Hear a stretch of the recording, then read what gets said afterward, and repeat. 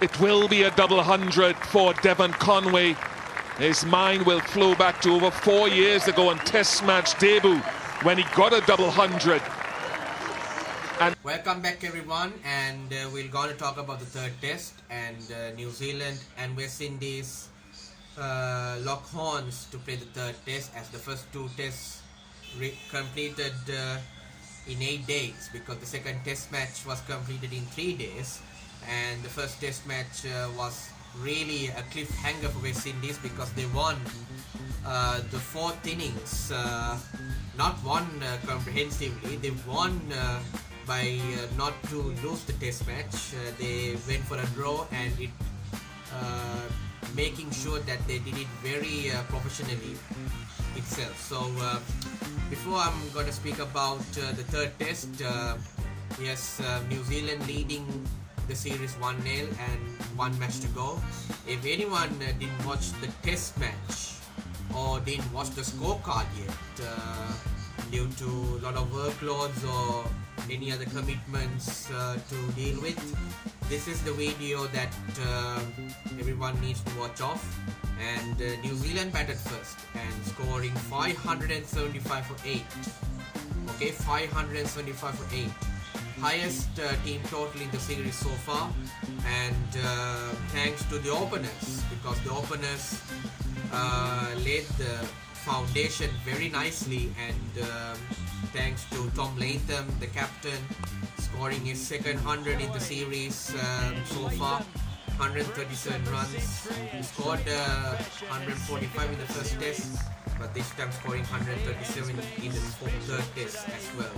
So Devon Conway actually short of runs in the first two tests, but this time he made a statement for that, scoring 227 of just 367 balls. This is actually his second double hundred in his career, because his first double hundred was scored in his debut test match against England at Lord's in 2021 before the World Test Championship final during the COVID period as well. So it's a very welcoming double hundred from Devon Conway, and the others, Rachin Ravindra 72 not out, and Kane Williamson scoring 31, and that's all I have to talk about this New Zealand batting scorecard. So bowling for West Indies, Jayden Sales, Anderson Phillip and Justin Greaves taking 2 wickets each, and Kemar Roach and Roston Chase, the captains, taking a single wicket each as well. So that's why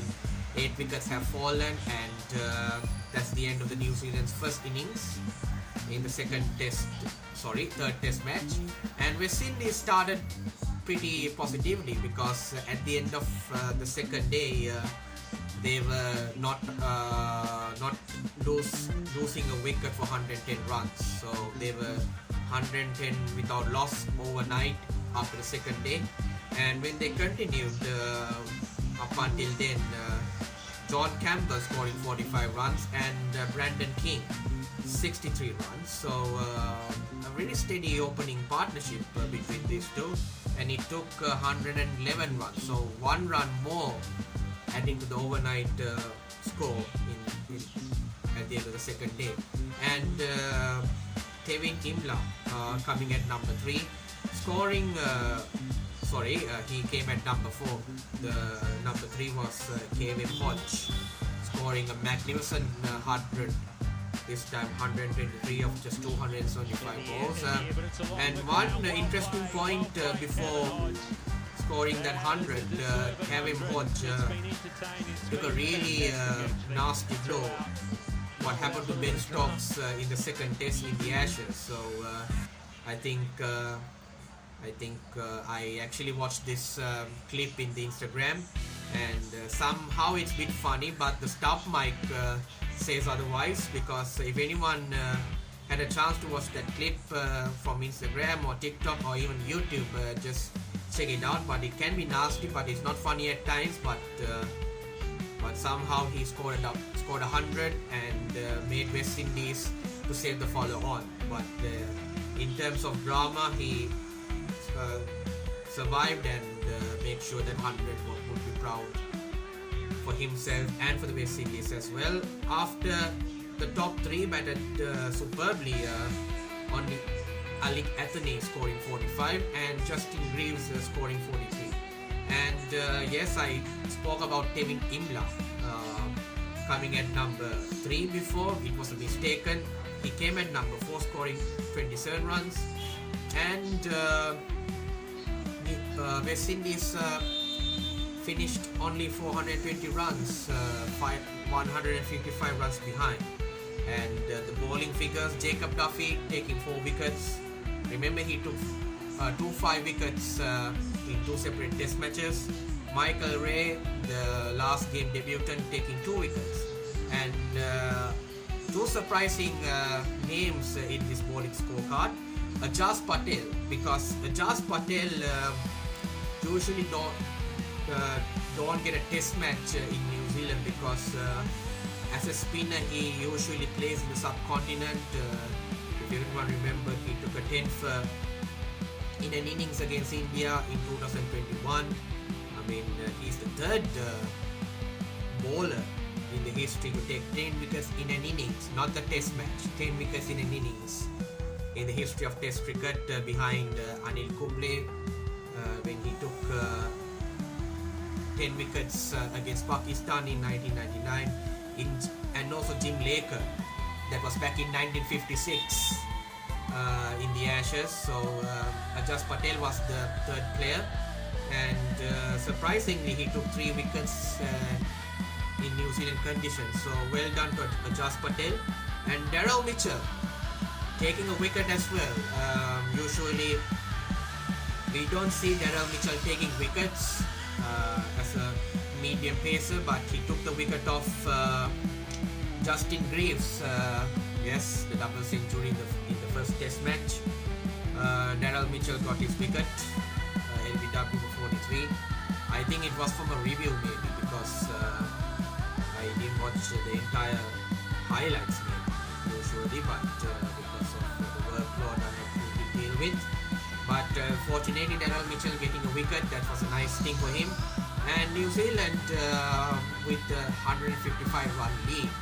It's sort of a foundation they have laid in the first innings. This time they did something similar as well.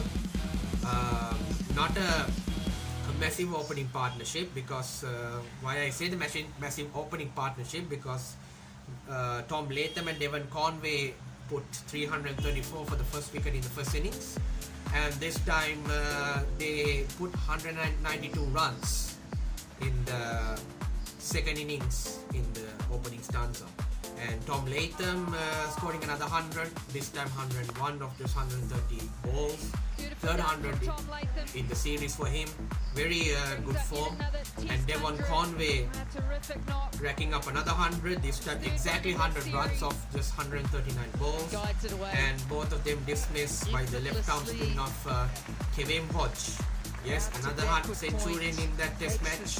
So 3 centurions knocking each other like bulls, and only Kane Williamson scoring a quick 540, and Rachin Ravindra 46 of 23 runs, both of them being not out. And New Zealand decided to declare 2 wickets down 306 inside 60 overs, exactly 54 overs, and they made West Indies to chase 462 runs. So interestingly, when West Indies batted at the end of the day's play, they finished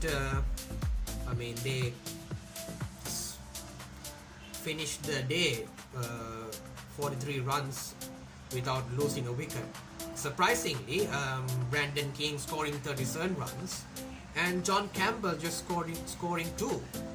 Just 2 runs at the end of the day 4. And day 5 started freshly for both teams. But for West Indies, similar to what they have done in the second test, in the second innings, before that they had a very good start. 87 runs for the opening wicket. Brandon King was the first wicket to fall, not before scoring 67 of 94 96 balls, beg your pardon. And after his dismissal, I think John Campbell soon dismissed as a second wicket at the same score. Then the procession started nicely for New Zealand, but not for the West Indies, because after not for 87 runs, it was really a collapse to remember.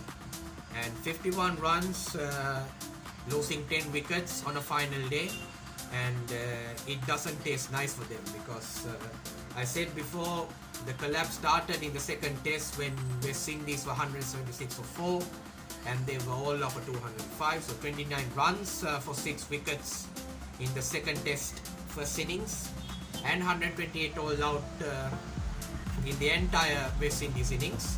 And this time they suffered another collapse, this time after a very safe opening partnership of 87 runs, and they've been all of 138, so very disappointing yet again for West Indies. Only Tevin Imla showing some resistance, just scoring only 15 runs, and Anderson Phillip also showing some resistance as well. And spinners came to this game very nicely as well, because Jacob Duffy, who took 2 wickets in 2 separate test matches, taking a 5-fifer yet again, this time his third fifer, making it 5 for 42 in 22.3 overs. And I think none of the fast bowlers would have took another wicket yet. Only the spinners will come into the party. Jas Patel took 3 wickets in the first innings, this time taking 3 for 23 in 32 overs. Okay, 32 overs, 3 for 23, and the economy was less than 1 run. So I think West Indies went for a defensive, tried to save the test match, but it failed. And Jas Patel's figures says it all. So Glenn Phillips and Rachin Ravindra taking 2 wickets each as part-timers, so they did really well for that as well.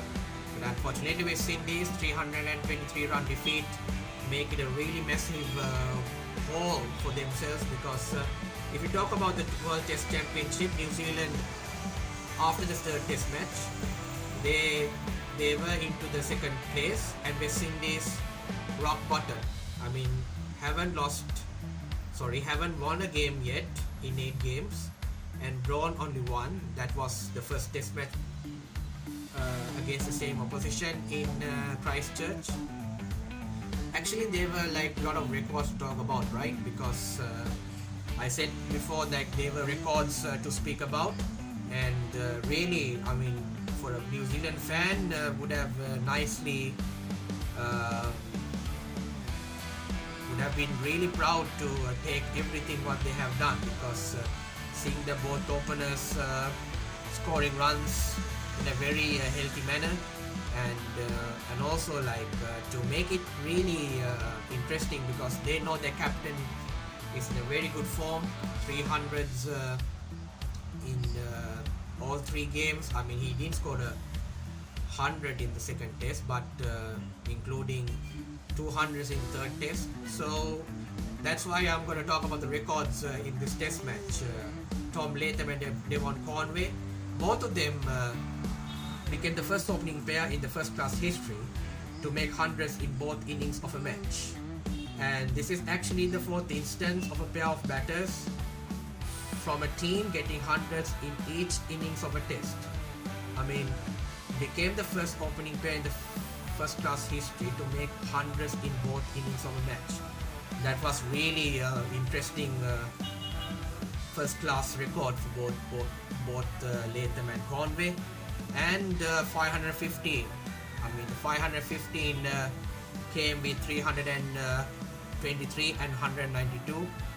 The opening partnership between these two. Runs added by Latham and Conway for New Zealand's combined opening stand in the third test. Actually, they beat the record between Graham Smith and Neil Mackenzie against Bangladesh in 2008, 415 runs. So that was really a 17-year record they broke. And Conway became only the 10th batter. He's the only 10th batter in the test to get a century and a double century both of the innings. And previously it was Shubman Gill not too long ago, scoring 269 and 161 in Edgbaston against England in 2025. I mean, India won that test match, and Shubman Gill shown why he deserves that captaincy cap in the first place. And the second opening pair for New Zealand doing the same thing. And the interesting point, if you're a Tom Latham fan, if you're Tom Latham, if he's gonna watch this video, I don't think so. I mean, he did his dad proud, right? Because his dad, Rod Latham, former New Zealand cricketer and opening batter as well, just like his dad did back in 1992. Rod Latham had partnered with Mark Braidbatch in 2-century stands against Zimbabwe in Bulawayo Test in 1992. So it's like 33 years before that his dad partnered with Mark Braidbatch and put a 2-century stance in a test match, that too against Zimbabwe, but this time Rod Latham's son, Tom Latham, showing his father's footsteps with Devon Conway, and they did that in that test match as well. So both of them did the family proud, and hope that Tom Latham would have a nice test career at the end of it. And first opening pair at the triple century and a century in the same test. That is a really first occasion to do that. And 565 runs scored by New Zealand openers. So Devon Conway 327 runs and Tom Latham 238. Again, they broke a South African record. This time it's between Smith and Herschel Gibbs in 2003 against England in Edgbaston Test. Both of them scored 550 runs altogether. Conway's 327 was the third highest by a New Zealand batter in a match. I mean, the highest one against Stephen Fleming, scoring 343 runs against Sri Lanka. Actually, that was a test match when Stephen Fleming scoring that 234 not out runs against Sri Lanka in Pisonamuttu Stadium, because I had the privilege to watch that game through YouTube. I mean, I was really small because 2003, I mean, 1 year after I was born.